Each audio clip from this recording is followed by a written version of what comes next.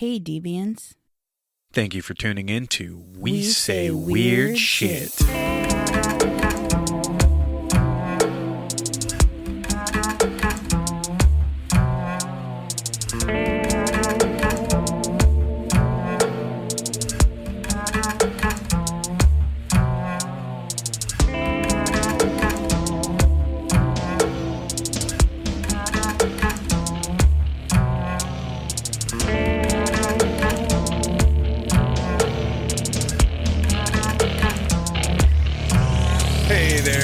Welcome into another fun-filled episode of We Say Weird Shit. We are your humble hosts. My name is Dave. And I'm Liz. And joining us today is Christy Kanooble, or C.A. Kanooble, known to her more professional life. How are you today? I mean, I'm good. I wouldn't say it's like professional, but you know, yeah. And C.A. C.A. is the host of the Hoe On the Go podcast. So why don't you tell us a little bit about your podcast and what it's what its main area of expertise is? So my Hoe On the Go podcast is kind of modeled after my book, the Hoe Handbook I wrote in my early and very toxic 20s. It's just tips and tricks I've learned along the way. I teach people to please and be pleasing through sexual and self-empowerment. So that sounds fun. Be the baddest bitch you can be. That's about it. Be the baddest bitch you can be. And that's gender neutral, thank you. Bad bitch, big dick energy. That's right. Hey, man, there's nothing wrong with that. So how long has your podcast been on the air for? I want to say I started in June of this year. So it's only been a couple months. Yeah. So with that being a couple of months, the popularity aspect of it, have you seen good feedback from your podcast so far? Yeah, I'd say so. I have a pretty loyal following, you know, on like Spotify and Apple and things like that. When it comes to the live streamed, it's a little more, it's a hit or miss because of the time of day and people with kids and lives, and it's hard to kind of pinpoint one time where people can be in it and on it. It was working well at 8:30 for a while, but because I do it twice a week, you know, I think I just need to switch up the dynamic with the times, kind of play with it. I just haven't had time to sit and go over it because I have another project that's coming out in like 10 days. So, yeah. Project coming out in 10 days. Oh, God, enlighten us on this project that you have coming up in 10 days. Yeah, so I have a project. It's called the Mentally Kills Project. It's a mental health informational podcast and page that is basically makes it a little easier to digest when it comes to mental health. It brings it to, well, I don't want to say a more modern aspect because there's no modern way to say that you're kind of a little crazy, but it just kind of gives you an in-depth look at symptoms and causes and possible treatments and coping mechanisms. And as well as the page itself has interviews with people all over the world who have either different mental health conditions or different medical professionals, therapists, advocates, you name it. I've been doing this since May, so I'm pretty excited. And I'm going to do the suicide prevention walk October 2nd. And that's the day I'm going to live stream and publish it. So that is freaking awesome. I think more people need to get into, or at least, you know, bring mental health out into the open so we can find ways to, you know, better it. And, you know, there's never going to be a cure. But we need to find a way to learn to live with it and, you know, channel it into, and I hate to say the word normalcy or even normal because there's really no such thing as the word normal when it comes down to it. When my normal is, it might not be your normal, you know. Liz's normal is completely different than mine, you know. You know, so like, I guess the word normal, I fucking hate using that shit so much, but that's what the point I was trying to get. Feel right, feel level, I guess would be the right way to say it. Comfortable. Yeah. Yeah, comfortable. Because, I mean, if you can identify with the fact that you may have mental illness, you know, it's something hard to live with, you know? Oh, I know. And I know. finding healthy ways to channel that is a lot more rewarding. So kudos to you for that. Thank you. And you said that's starting in 10 days. Is that when it's airing, or is it airing shortly after? So I already recorded the entire first season because it is an informational podcast. It's not really a show. It's just more to give you information, and it's kind of going hand in hand with the page. Now, the page itself, I've been adding to it since May. It has different albums with different like memes and quotes and like infographics that I've made with different triggers and different coping mechanisms, just any kind of information you could possibly think for each different mental health condition. Thank you, Pinterest. You've been a giant help. Shout out. But yeah, everything is already on there. The only thing that is not on the page yet is number one, people, because it's not published, but also the interviews. I'm going to be releasing them one at a time. I was originally uploading them to the page as I went along, but then I realized that the videos were showing up in people's feed. So people were watching them before I was ready for them to see them. And I was like, oh, God. So I had to go back and like panic and definitely, I went and took them down and I scheduled their broadcasts. So the page itself is already made. It's just not published yet. Right. Well, public, I should say. When you publish the page, are you going to release like each section as you release each episode of your podcast? Or are you going to release the entire thing at once? Or are you doing it in weekly? So that I'm still kind of going back and forth with because I have it all recorded and all of the albums are on there already. But I did kind of like the element of doing it one at a time. However, what I wanted my page to be is a one-stop shop. And I think I just got to hold true to my original idea, which is just to lay it all on you real thick at once. People can spend hours on that page as soon as I drop it, you know? But the first line on the page is welcome home. And I like that for a reason. I want them to feel at home there, you know, and there's going to be people in the comments on the pictures like, oh, I have this symptom too. And then there's going to be another one. It's like, oh, I have this symptom too. Next thing you know, I'm like on a magazine getting interviewed because I am now a matchmaker for crazy people. Like, you know, like it could be romantic. I'm kidding. But no, it's just to bring people together. And I think because I have more that I'm already working on for the next section of my podcast for it, I think I'm just going to lay it all on them. And as far as the interviews go, those I will release probably one a week.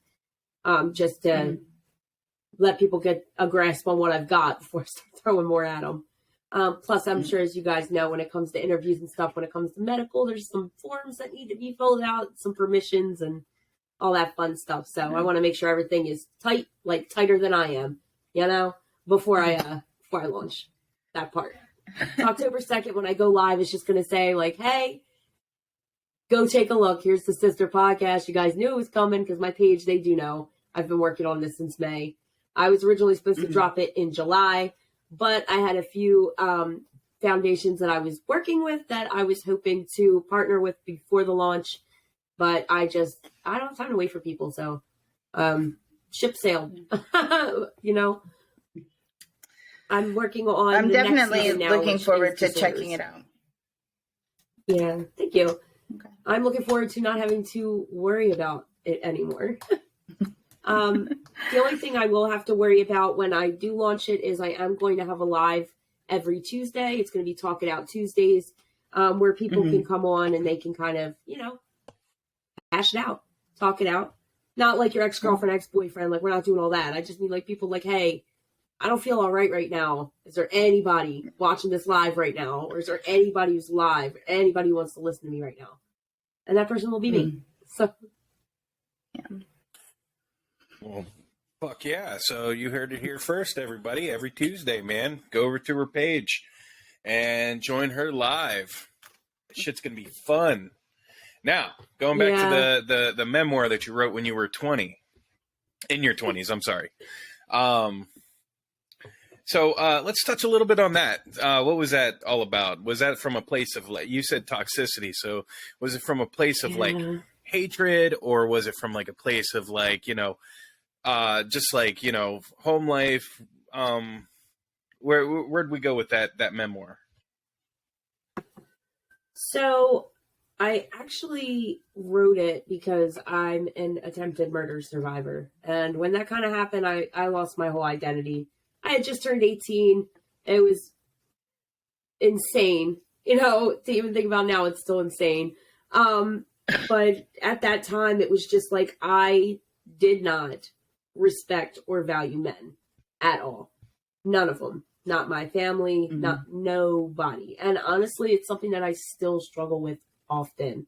I am very intimidating to men. And I don't say that to like toot a horn or anything. I say that because they tell me like, you are kind of aggressive and intimidating, you know, and I'm going like, yeah, tell your friends, you know, but that's like, that's not a compliment, Chris, you know? Yeah, but it's going through my life in my 20s as this like traumatized, and that's why I say toxic, because a lot of my behaviors were like very, very demeaning and diminishing to men. So I wrote this book, and it wasn't even really like a memoir. It was more like anything I learned along the way, I wrote down in a little notebook or on my notepad, whatever I had on me, I would write it down. And these collection of notes I put into an actual book to give out to people. Like, this is your Hoe Handbook. This is how to be a hoe and stop treating these men with respect, and, you know, like, treat yourself with respect instead, you know? And it's a good read. It still is. I look over it sometimes to remind myself, you know, sometimes I got to step back into that energy, because I be letting men walk all over me sometimes. And you know, I let a bald guy make me cry. That's when I had to go back to my Hoe Handbook and consult. Like, that mean I couldn't even grow hair. And he made me cry. Like, I'm the baddest bitch I know, and a bald guy made me cry. That's not okay. Well, you know what? Bald people suck anyway. I mean, just saying. Like, that's all you got to remember. Like, if they were cool, why the fuck they lose their hair? Thank you. Just saying. What was the coolest things about the Fonz? His fucking hair, right? That's what I'm saying. Yeah. I mean, my hairline's been in recession since 2008, but I still can grow it on top, and I'm pretty happy about that. It's definitely not thinning towards the back. Definitely not. She likes to tell me that my hair's thinning, you know, just to kind of get under my skin, and it does. I ain't gonna lie. That's her job. That's her job. Absolutely. So going back to you like to read your Hoe Handbook from the 20s because you missed that energy. I'll be honest with you, like, I liked a lot of things about myself in my 20s, but I hated a lot of things about myself in my 20s as well. As somebody who's 40 now, like, I look back at my 20s, I'm like, man, why the fuck did I make that decision? You know, or why did I do this? Why did I do that? But you sounded pretty sure of yourself back then. You just had a pretty distaste in the male gender. Would that be correct? I was absolutely sure of myself. You could say that. Yeah, you are correct in that way. Yeah. But what I thought was myself was actually just a ball of trauma responses, and not me as a person. I had no idea. When something traumatic like what happened to me happens to someone, you lose your entire identity. And I lost that at a time where people are just starting to discover who they are individually. I had just turned 18. I had just left home. You know, I had just gone to college. I went 2 hours away.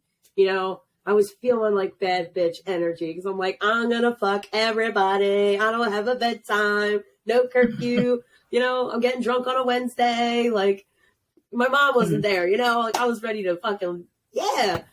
But then that happens and you kind of just like, who even am I now? You don't even have a sense of self. So throughout my 20s, doing these, let's say, demeaning behaviors towards men, and what I even did just to survive basically was just that. It was surviving. So what I thought was what I wanted in life and who I was in life was not me at all.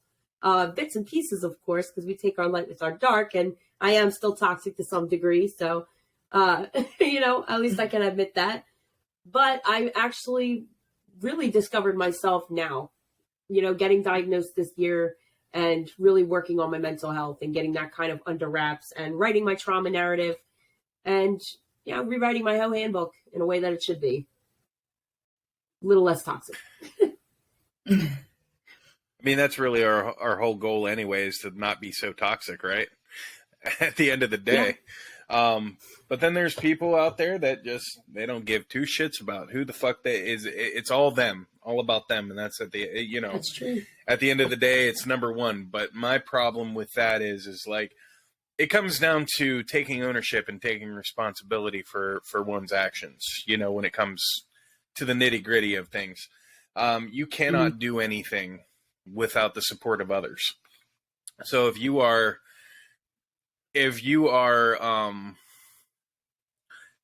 one to, just be all about yourself, you're not gonna make it very far in life.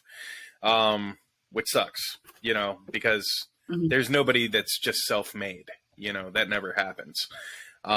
So, I've kind of learned that, throughout my life and everything, because like you, I in my 20s, I was a pretty fucked up person. And it started with,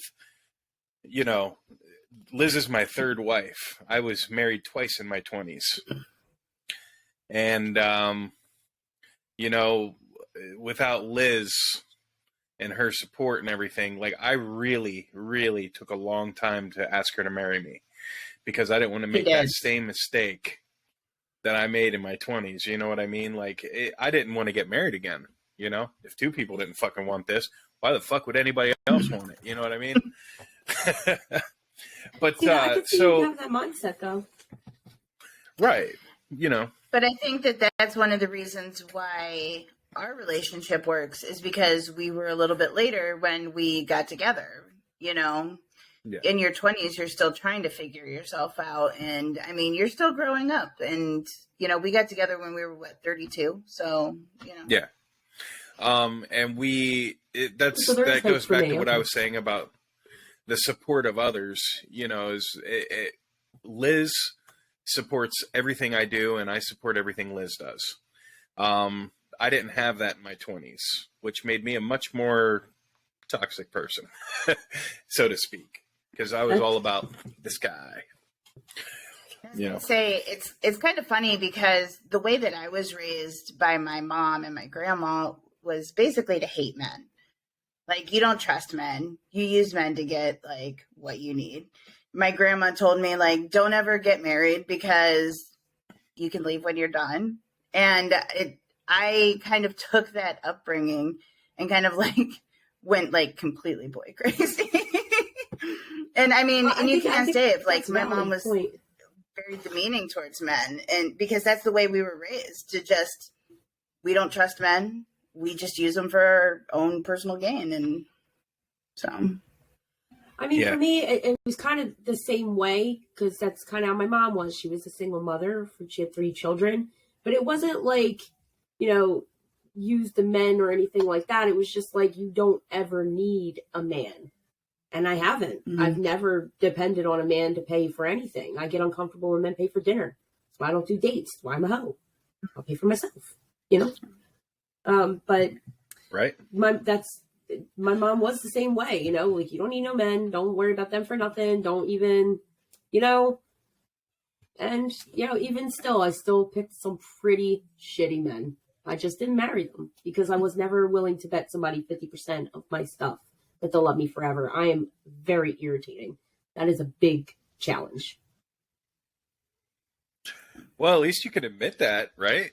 I mean, not a lot of people can. They just jump right into it. Hence the reason I had 2 wives.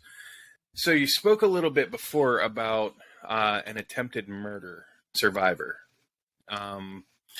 So if you don't mind me asking, how did that, like, what happened? So I went to college a couple hours away from home, to the Poconos.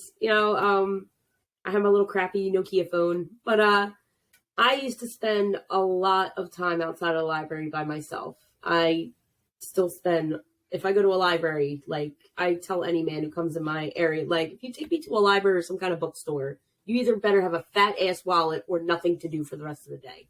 Because me and books, we got a love relationship, okay? But I used to sit outside because there was a coffee shop also right next door. So I get my coffee, do my homework, whatever the case may be. Apparently, and I'm going to say this because at the time I had no idea, but obviously he told me everything during the situation, so I'll give it to you. You'll have more information going through it than I did. He had gotten a flat tire on campus. I don't know what he was doing there, but he saw me and noticed that I was not on my phone a lot, wasn't checking my phone, and did not have people around me. I wasn't like waving to people, wasn't very sociable. So to him, that meant I was a very easy target. And over the next 6 months, kind of just built an acquaintance. I'd see him all the time with books, coming in and out of the library or in and out of the coffee shop. We'd make small talk about the weather, about family, about random stuff. And after those 6 months went by, it was kind of cold outside. It wasn't still winter. I know it was kind of like, I want to say it was like leaning towards spring when this happened, but I'm not entirely sure of the timeline because my brain. He had offered me a ride home, and I didn't see it as a big deal because I've been seeing this person like damn near every day for 6 months. I know his name, I know his family. He's told me everything. Like, how could he possibly be a danger? He was nothing but a danger because instead of turning down the road to go to my school, he decided to go to the highway instead. And it started a 6-hour long car ride of basically fighting and screaming and arguing and trying to convince a man who was clearly unhinged to let me go. That someone was looking for me, that I had value, my life had value. And there's literally nothing worse than trying to convince someone that you're worth staying alive. Horrible. And honestly, for me, like, even with everything else that happened, that is the part that really, really hurts the most. Like, I had to beg a man for my own life, so I think that's where a lot of my issues with men come from. Like, I don't ask you for nothing. I'm not begging you to stay. I'm not nothing. You can just go.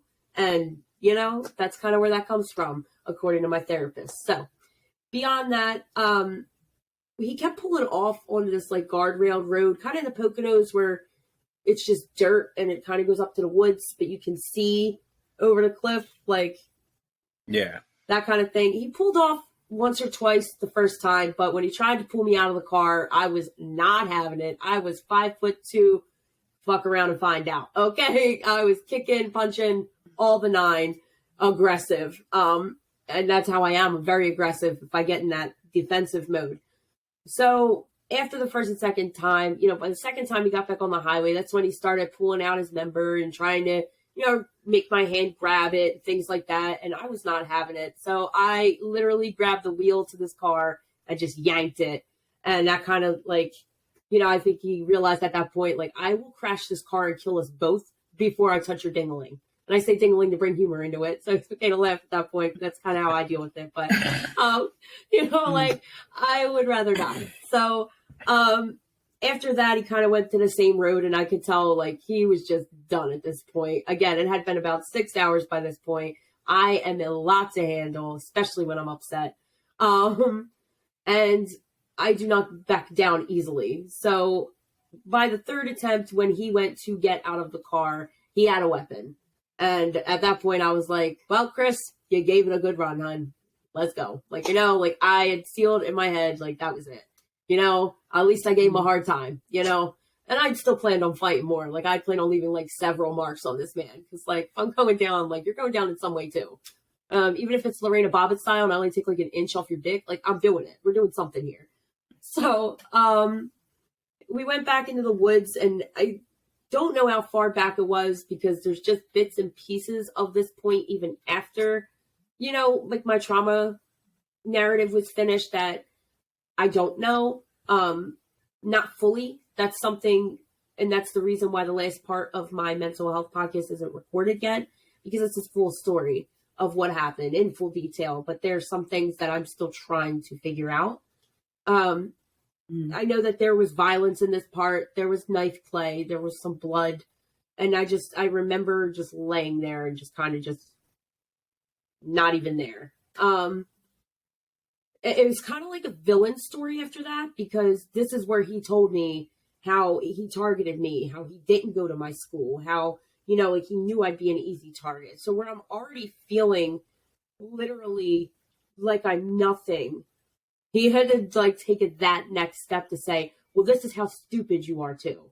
You know, because up until this point, I'm like, oh my God, I trusted this guy, da da da. Like, he didn't even go to my school. So it made it, like, even worse for me to think about going back. Now, at the time, something happened, and I don't remember exact details. I just remember a noise, and then I remember finding the road, and I walked home. That's what I remember. There is a little more, but there's certain details I don't want to give out just yet until I launch that episode, for reasons. But honestly, it for me, until I did my trauma narrative this year, I didn't tell anybody. And the reason that I didn't tell anybody was because in my head, all I remembered was getting kidnapped and walking home. I remembered nothing in the middle. So to me, I was embarrassed. Number one, I couldn't trust with my brain the way it was that anything I was saying was accurate. Was that his name? Did he say that? Was he here every day? I couldn't trust anything I was thinking at that point because I was so lost in my head. And beyond that, it was just kind of like, I can't tell my mother that as an 18-year-old woman, she just let go away to school, that I got kidnapped and I was dumb enough to, like, get in somebody's car, you know, like, I couldn't do that. You know, my mom is, like I said, very, don't depend on nobody. You can do it, independent, strong, independent woman. So I couldn't go to my mom and just be like, hey, by the way, like, got kidnapped, you know? I wanted to tell my mother. That's one person emotionally, for women, we want somebody to emotionally connect with us. And I know from my own knowledge that my mom has been through some stuff, not to the same degree, thank God, but, you know, I feel like she would have maybe understood me a little better. But instead, I decided to just keep drinking a lot, and it just destroyed me mentally. I was not even a person up until maybe this year. It caused a lot of psychological damage when I did not speak out about what happened or address it. And I did not address it. I had 2 jobs, a kid. I left college. I came home. I couldn't be up there anymore. Like, I felt like he would find me and finish the job, you know? And after that, I started sewing, like, holes in my bras for knives and carrying knives with me and just doing all those PTSD things that aren't really normal, you know? It's one thing to carry a knife with you if you live in, like, Philadelphia, you know, where it's dangerous. You might need a knife, but there it was not necessary, and it was definitely, it was sickening, some of the things that I did as a result. But to answer questions before they're asked, I did not report it to anybody. He may still be out there, but I am also divinely protected, and I promise he has probably gotten his by now. I didn't learn about the assault and the knife play and all of that until this year when I did my trauma narrative. That unlocked recessed memories and kind of took me from that's embarrassing to, damn, bitch, okay, you did that, go girl. You know, it kind of flips your entire perspective. So yeah, I know it's kind of deep to get into, but I tried to keep it, like, a little brief so it's not too, you know. Oh, no. Heavy. I asked the question. That's what we wanted. So I appreciate you sharing that information with us. You know, it's not easy to talk about subjects like that, you know. So for that, we applaud you. And definitely fucking badass, right? I mean, good on you, kid. Yeah, and no. Yeah. The whole wheel thing, you deserve especially, at least like, I was like, we could both die, babe. We in here. Like, I look back at it like, damn, but you're nuts, you know? Yeah, good on you. That's for real. Like, because, you know, with you not remembering the events until it was, you know, that is a actual trauma response. It'll throw you into almost like amnesia where you just don't fucking remember at all. Yeah. And some people get it unlocked in different ways. Some people use hypnotherapy. Some people use, you know, just regular old therapy. But either way, it deep dives into pieces into your brain to where you can just be like, wow, this is what happened to me. I am so fucking glad I'm the person I am for, you know, you made it out. I mean, you could have easily not, you know. I could have stayed where I was. So good on you. After you left. I Yeah. could have. Yeah. You're right. But I'm that bitch. So, I mean. I'm just kidding. You're a Philly I have gal. to bring some kind of humor into it because it's a pretty, like, you know, serious topic. But yeah, you're right. For me, it was writing my trauma narrative that really unlocked those memories for me. It's really just writing it over and over again. And it took me a lot to recover when I finally finished it. So, because you really just relive it again. So cause and effect goes into play hand in hand. And the trauma response that you had was to basically, and I'm not saying this in a mean way or anything like that, but more of a, you know, disrespect any man because of that. Is that correct? Yeah, I had no respect for men after that, none, and it was like on the border for that to begin with, you know, because I was raised, so that just like took it to that next level. To be fair, when I say that, I still had a certain level of respect for my dad and my grandfather. Like, there were very select few that I, like, still had love and respect for. But they're not people that I was around all the time where they needed to see the other side when I wasn't. You know, because it was... Right. I have borderline personality disorder, so I think in black and white, you're either the hero in my story or you're the villain, and you need to die because we're mortal enemies. And then it'll flip-flop every 30 seconds or 3 days. You never know. So they weren't around for those moments where they weren't the hero in my story, you know, but they didn't realize, like, you were the literally only people that I respected enough to become a hero in my story during that period of my life, you know? Even the men that I had relationships with, like, they were beneath me, and I knew it, and I reminded them constantly, and that's horrible to do to somebody. Why did I do that? Because somebody did that to me, and that's not okay. You know, that's just the behaviors that I learned, and sometimes I still catch myself doing it.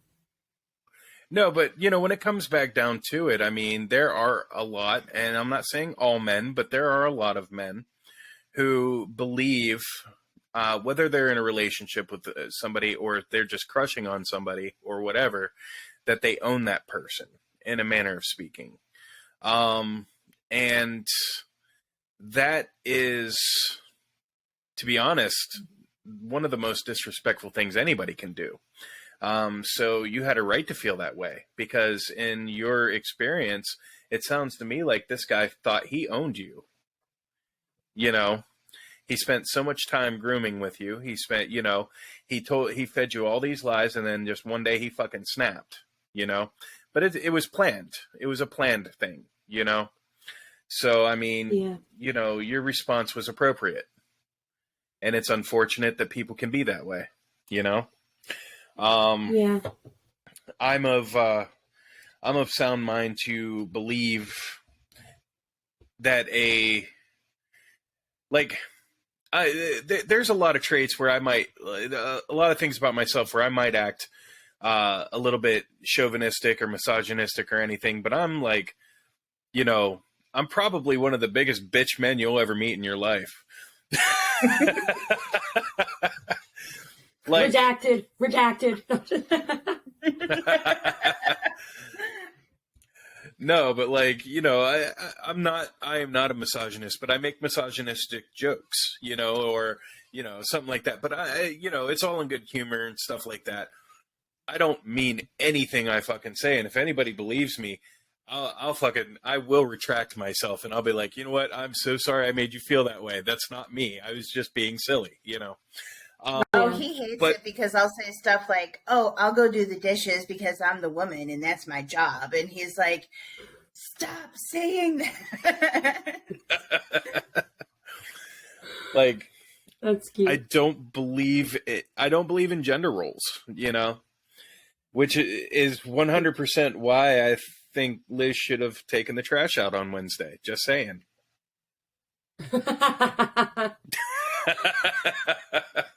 I was in my jammies. I wasn't going to go out to the curb like that. So. Yeah, so the trauma response from that led into your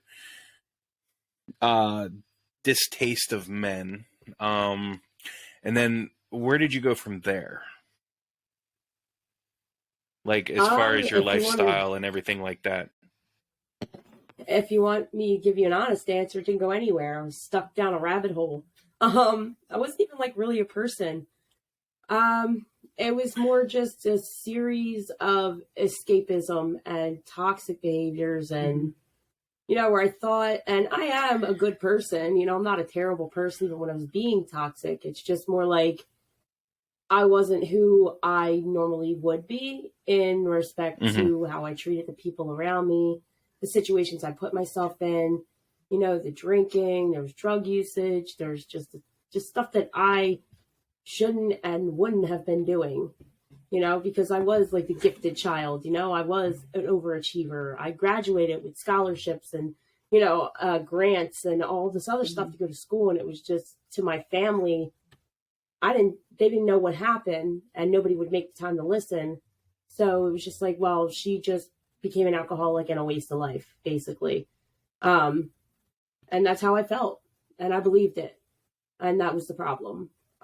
Because I'm not, obviously. Yeah. I just wasn't honest. And I shouldn't even need to be, you know, to expect my family to feel like I'm worth something. And that's not to say that they don't think I'm worth anything. I just mean in respect to the behaviors and things that I was doing.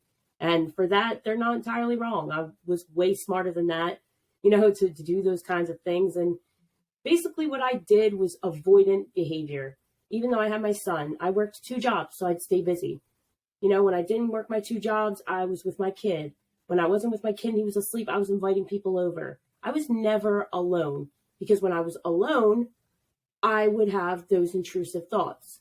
Like, you need to sit and deal with this. Like, there's literally somebody inside me screaming, like, yo, do something about this. Like, am I not going to get any justice in here? You know, that's exactly how it felt. And it got to me to a point that in August of 2020, I was like, no, I'm done doing this.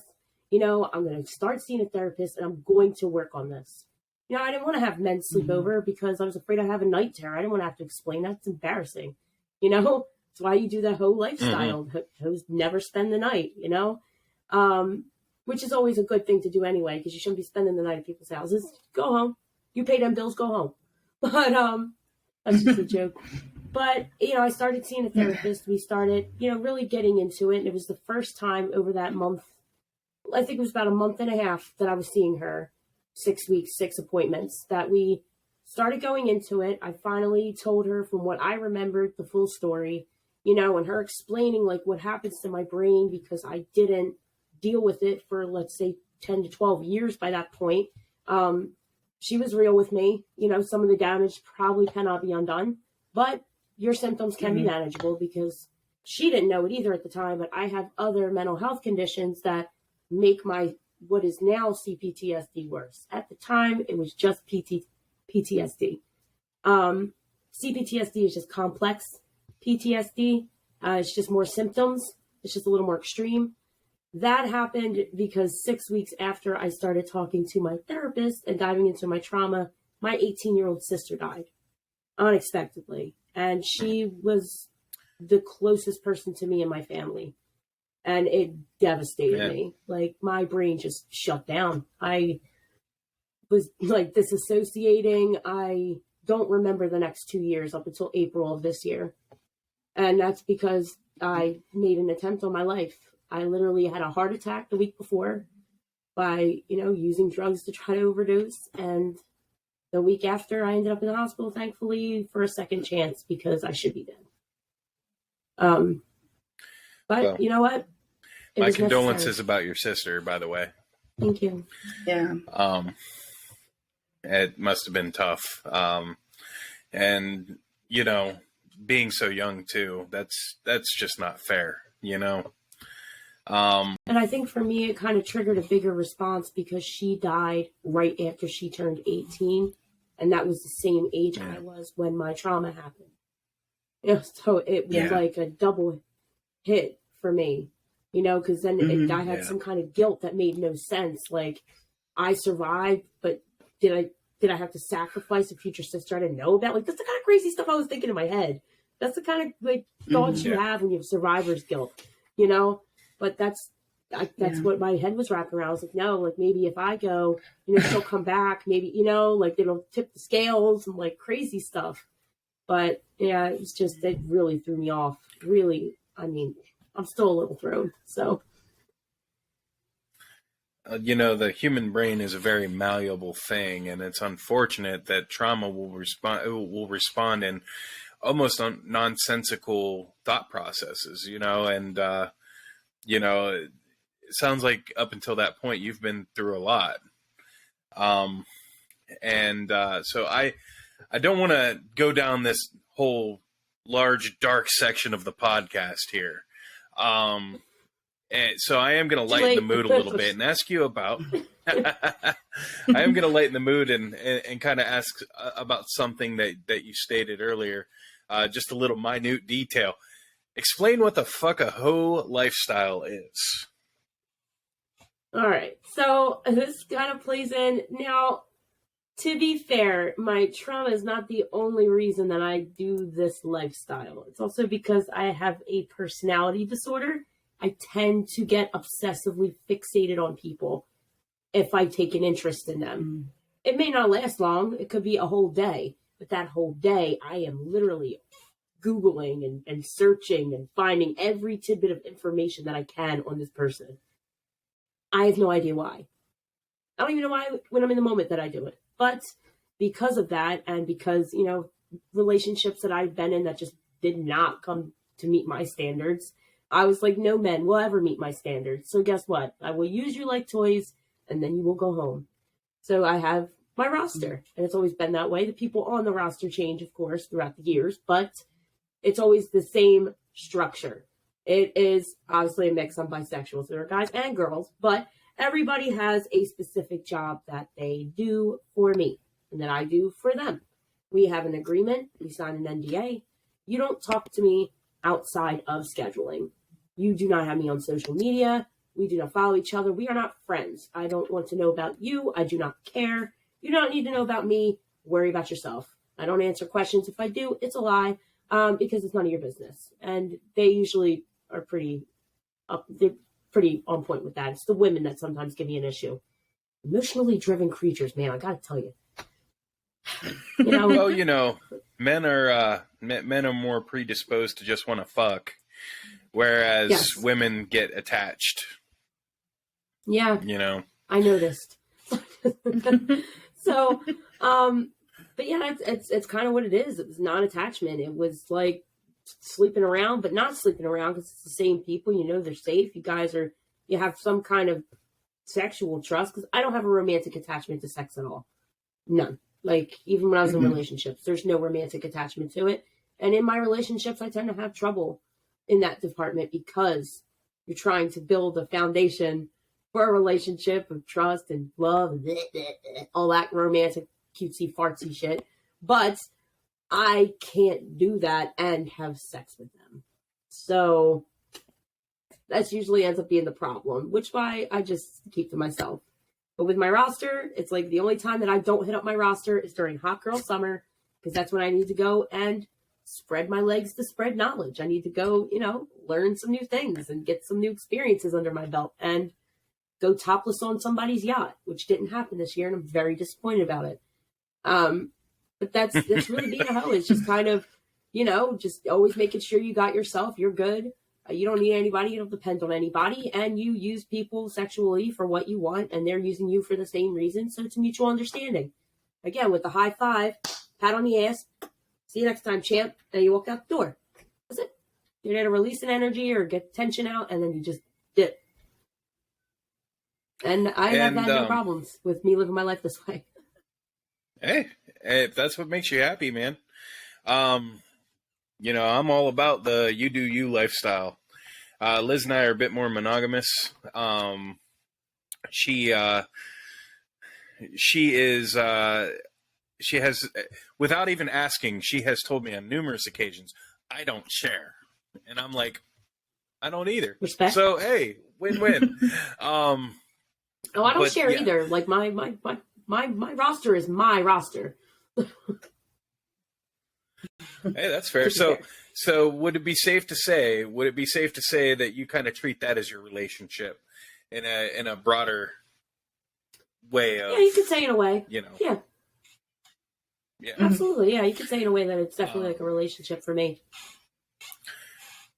Yeah. So I mean, like so I kind of look at that when you say, when you say that, like, I don't share, that's yours, that's what you do. I mean, there's people that are in a polyamory, there's people that are in open relationships, and that's what they're in. But, you are cool with the fact that this is just what you do. And, I'm glad you found yourself, because not many people do. Some people, I'm still trying to figure myself out sexually. Like, Liz and I, well, no, Liz and I, we've been exploring a little bit, and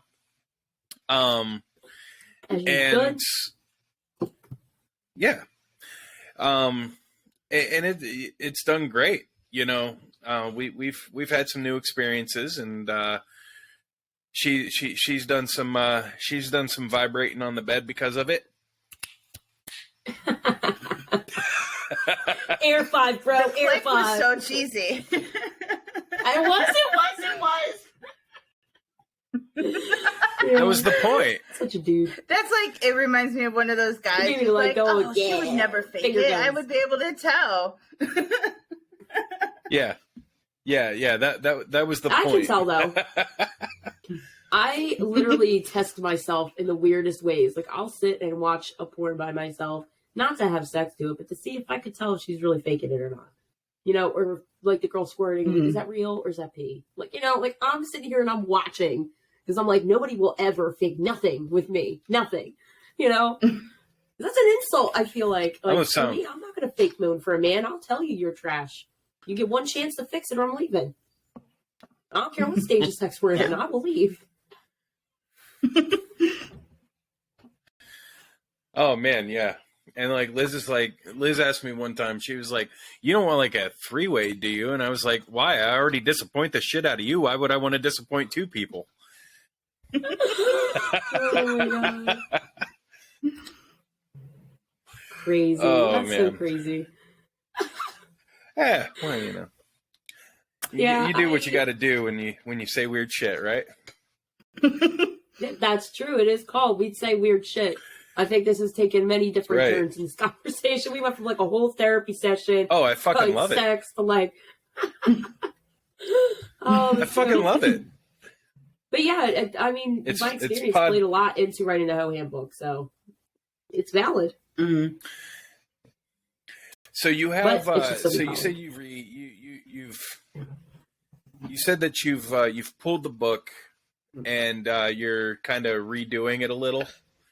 Yeah. So the book, it's not like it was a bestseller. Nobody knew it existed. Nobody's looking for a Hoe Handbook, and I wasn't really advertising it. It was just me. I did it basically publishing wise, just to say, like, I did it for me, because I love reading. I love books, and I've always wanted to be an author. Is that the story I wanted to tell? No.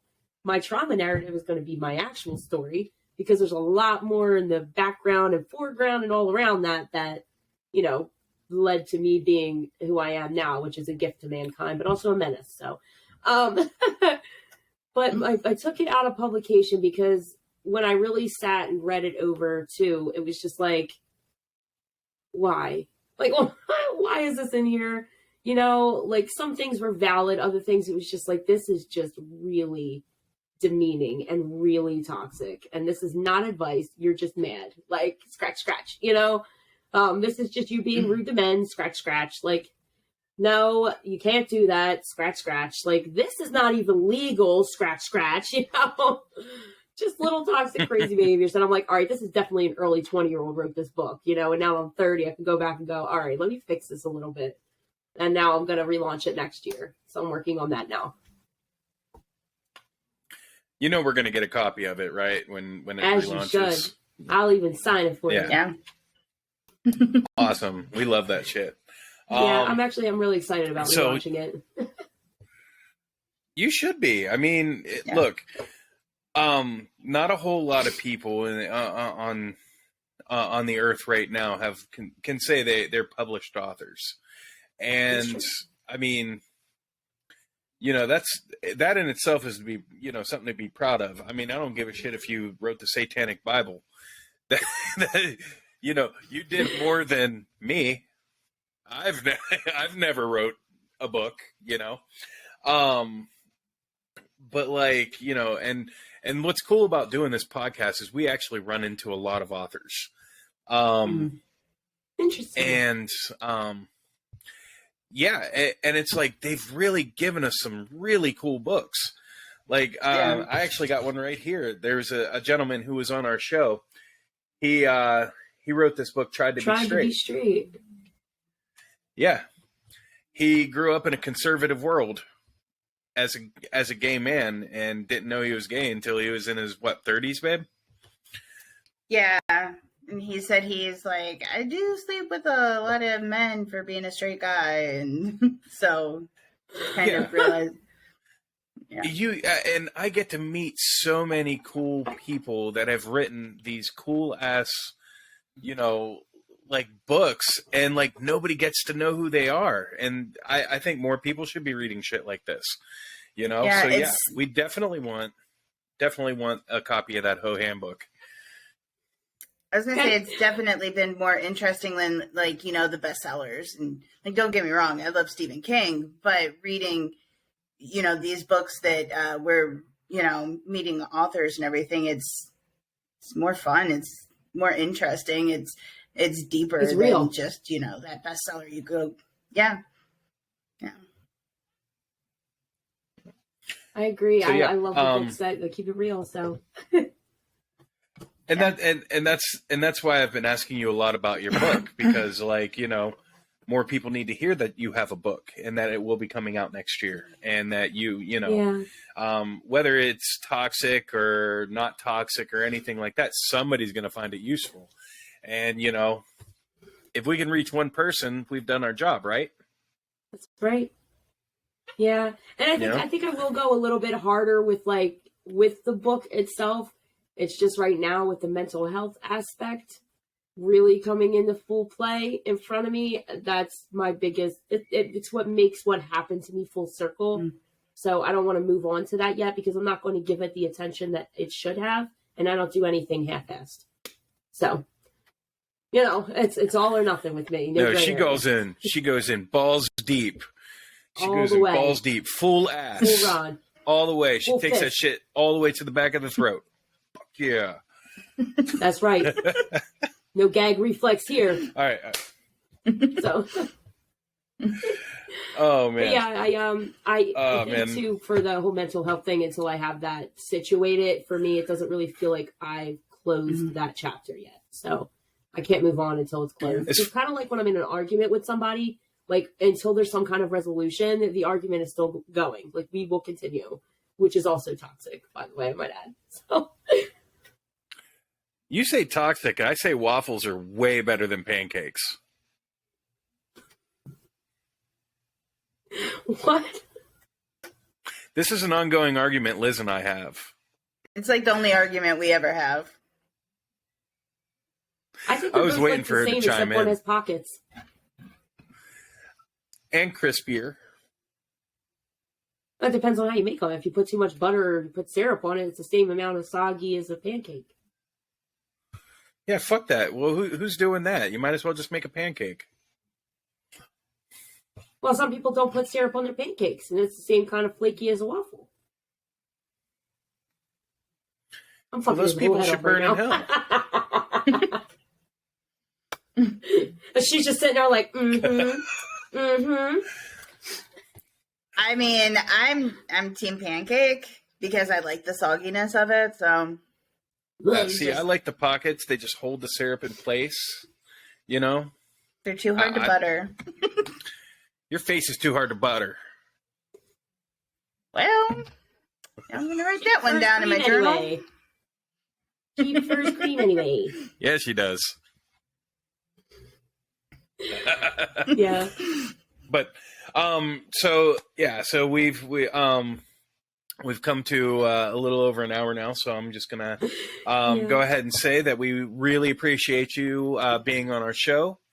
We normally like to give our guests a 5 to 10 second note. Go ahead, take as much time as you need. Let us know what's happening next. If you're doing any kind of like live shows, aside from the ones we've already covered. But if you're doing anything like that, if you want to throw out your socials or whatever you want to do, the stage is yours. Take it away. Thanks. So I hope you mean socials as in like social media, because my social security number, I got that on wraps. But what I was going to say is if you're in the Philly area, I do have a show at the Kelly Center this Saturday. I also have a show on the 30th in Sicklerville, New Jersey, and another one in Philadelphia on the 2nd or 4th of October. I'd have to double check. But if anybody's going to City Hall of Philadelphia for the Suicide Awareness Walk, you will find me there going live stream to launch not just my website, but also my podcast to go with it, my mental health project. And I go live every Tuesday and Thursday on YouTube and Facebook. And you can find me on any social media, just like my name says, C.A. Kanooble. C.A. Kanooble. So. C.A. Kanooble. All right. Now, again, we want to thank you so much for being on our program. You have been a lovely guest, and we'd love to have you back in a few months. And until then, we are your humble hosts. My name is Dave. And I'm Liz. And we will see you next week. See ya.